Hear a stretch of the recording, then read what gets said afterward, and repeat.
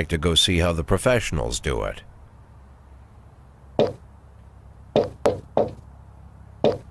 Some might say the chief of police has no business in an institution like this, but in fact it's the quietest and safest place in town. You won't run into any reporters, nobody gets into any fights, nobody drinks too much, nobody even raises their voice. The place is owned by an elderly gentleman who knows how to keep things under control. That's why I never invite my friends here. I wanted to make an exception for my 60th birthday, but most of my colleagues are young enough to be my sons, and they'd rather just hire prostitutes.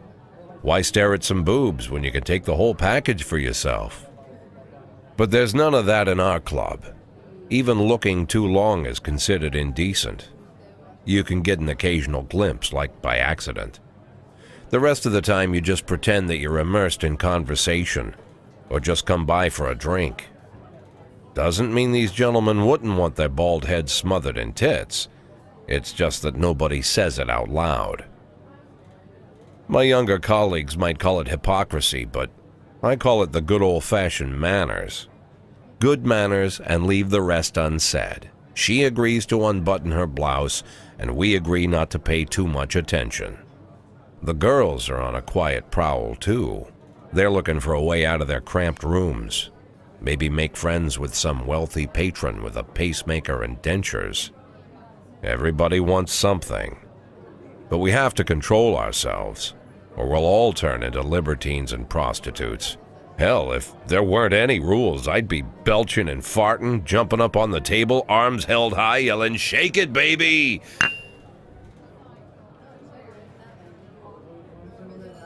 No idea how I got so barbaric.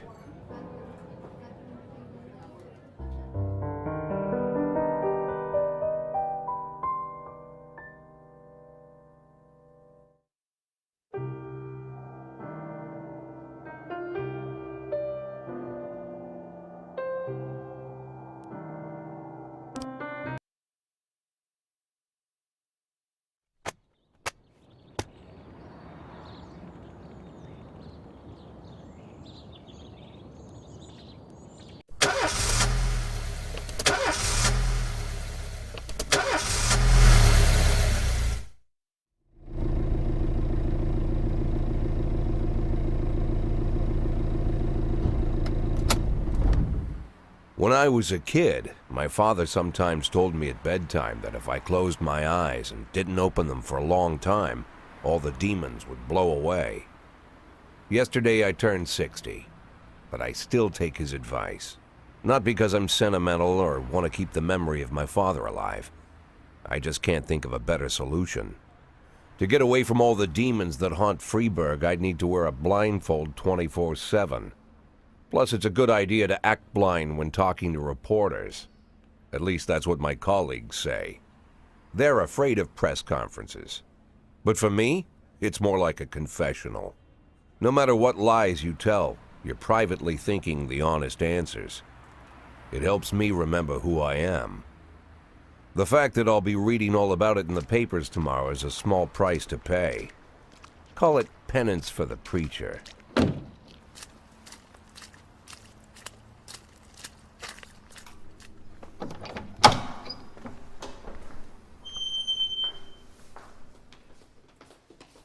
This is the first time I'm afraid of those answers my mind has given me. Not because I'm mad I'm losing my job. Though it's true, I'm mad as hell. Not because I subconsciously blame everyone else. Though I damn sure do blame them. And don't even ask me what my next move is. I can't imagine. But even that doesn't scare me. The worst thing is, I know I'm gonna have to do something. And I'll be damned if I know how far I'll go. I may have a lot of vices, but predictability isn't one of them.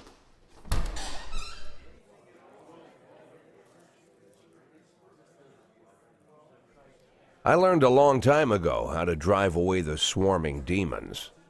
But what do you do when they're trying to rip your soul from your skin? Shutting my eyes tight as I can. The best solution remains the same: play blind. I just hope the reporters think I was blinded by the camera flash.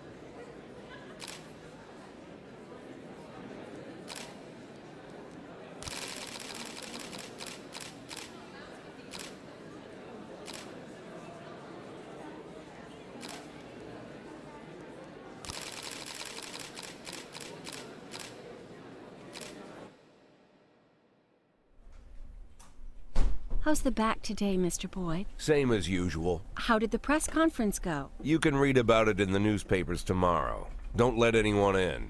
Even Mr. Kendrick? Especially Mr. Kendrick.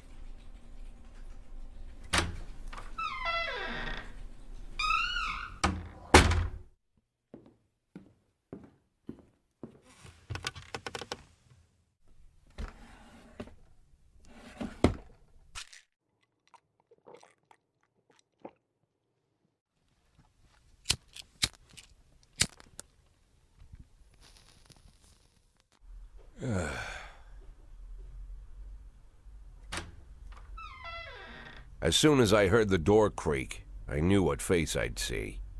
When I tell Emma not to let anyone in, there's only one man it could be. Rude, arrogant, no warning. That's Mayor Rogers in a nutshell. White summer shoes, white socks, white shorts, white polo shirt, and the white smile of a hungry shark. Mayor Rogers enters every room like he owns the place. Even the floorboards under his feet sound like they're creaking an apology. He never shied away from the odd corruption scheme. It's like the devil walks behind him. In the movies, the villains controlling the city play golf with the judges. Rogers plays tennis with them instead. That's about the only difference. Jack, I was hoping to catch you after the press conference. You ran away so quick. There's no smoking at City Hall. No reason for me to hang around. Well, this morning I signed a ban on smoking in all public buildings. Soon you won't be able to smoke here either. Soon enough I won't be here at all. That's what I wanted to talk to you about. The people of this city like you, Jack. The police chief of all people. Don't betray that, Jack. Don't get wrapped up in any schemes. Sit nice and quiet for the next 180 days, and you'll be remembered as a hero. That's the only thing that you still have left. Be the hero. Then how am I supposed to scrape together a retirement fund? You had a million chances to secure a luxury pension, one that even I would have envied, although I've never set aside any money for myself. I'm not planning to retire anytime soon.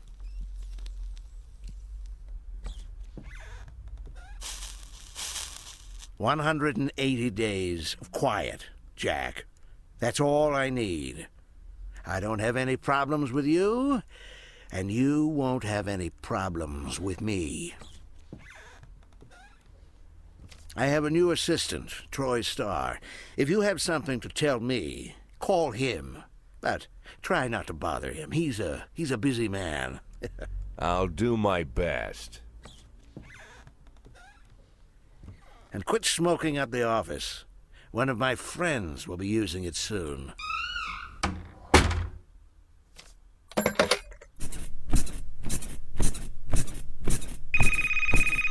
Oh, I'm sorry, babe. Only the mayor has this number. Mr. Mayor? Yeah, is this Troy Star? Yes? Go fuck yourself, Troy Star.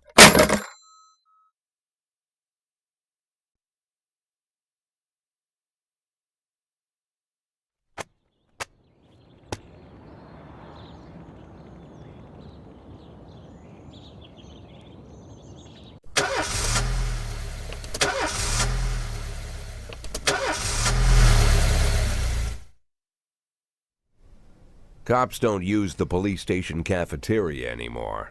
There's some kind of stigma against sitting shoulder to shoulder with your partners.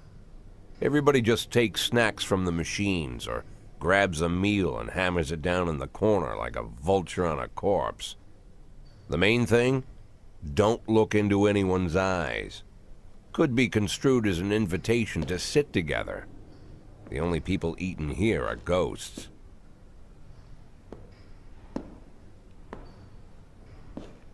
My deputy, Francis Kendrick. He recently became one of those ghosts. The subject of one of the most devastating corruption scandals in the history of Freeburg. No evidence to support the accusations, but everyone knows Kendrick's days are numbered. I need that file I asked for. Needs to be ready tonight. Francis didn't say anything, but I understood. Ghosts aren't supposed to talk. Besides, I got a feeling he was already finished.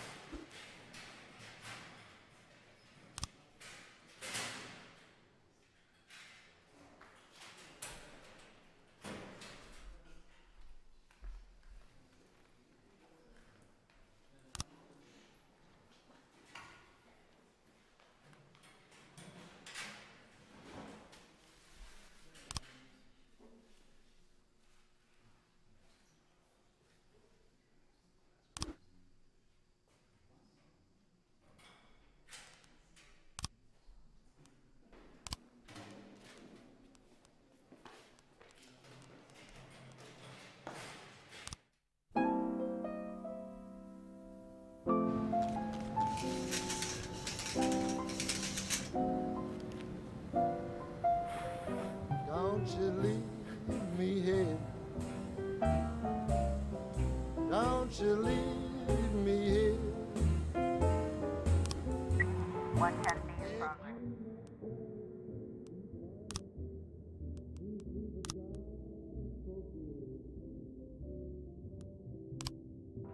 Rooster crow and the hen ran around. She said, if you want my fricassee, you'll have to run me down.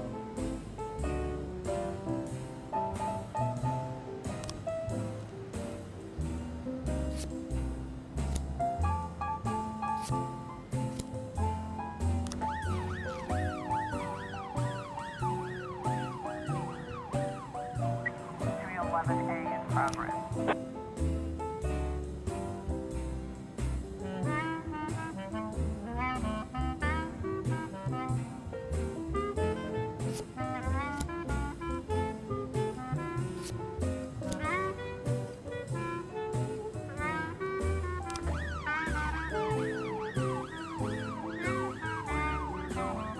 I'm Alabama bound. Alabama bound. I followed you round from town to town. I'm Alabama bound. Don't you leave me here.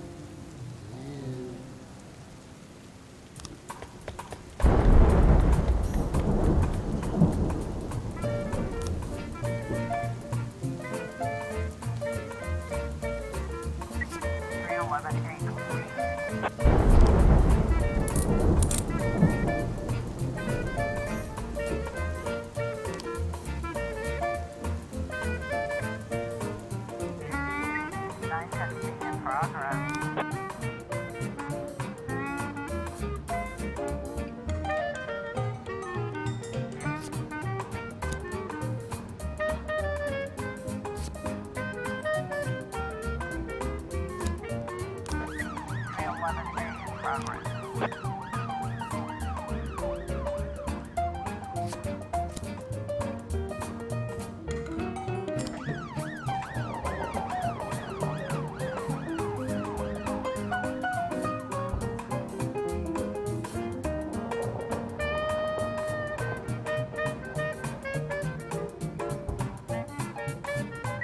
412A in progress.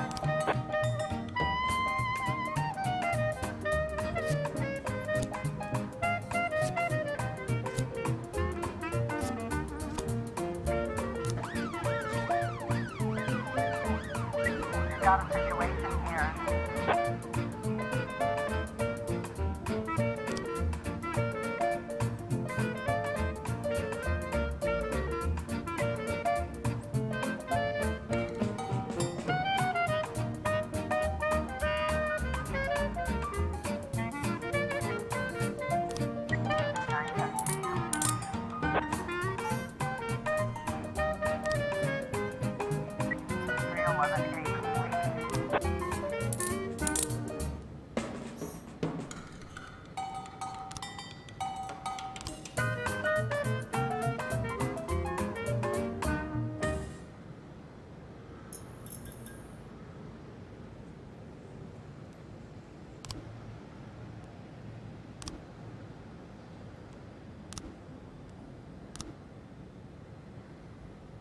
Four 12A.